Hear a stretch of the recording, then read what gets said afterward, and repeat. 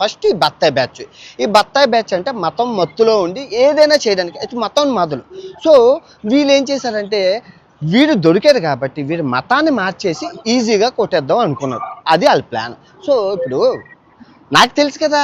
So వాళ్ళకి ఏదైతే కావాలో వాళ్ళని రెచ్చగొట్టి ఈ బత్తాయిలను రెచ్చగొట్టి ఇంకా రెచ్చగొట్టి ఉప్పు కారం బత్తాయిల్లో వేసి దానికి తోటి నేను మతం మారిపోయానని నేనే వీడియోలు ఇచ్చి స్టఫ్ ఇచ్చి వాళ్ళని రెచ్చగొట్టాను. వాళ్ళందరూ వస్తే నేనెవరిని బాగా సాన పెట్టిన కత్తిని ఇప్పుడు బత్తాయి ఇచ్చి కత్తికి పడితే ఏమవుతుంది? కట్ అయిపోతుంది. అలాగే కట్ చేసేసాను. ఈ మాట మాటికి బత్తాయి బ్యాచ్ అంటాడు.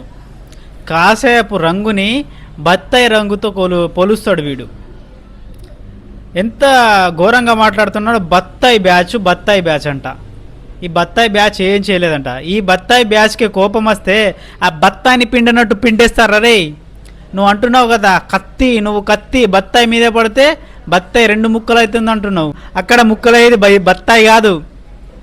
నువ్వు బత్తాయి ప్లేస్లో నువ్వుంటే ఇట్లా పిసికి వాడేస్తారు. ఇండియాలో నిన్ను పిసికి వాడేస్తారు. ఇట్లా ఒక్కసారి అడుగు పెట్టి చూడు. ఇండియాలో నువ్వు ఉన్నావు కదా మలేషియాలోనే.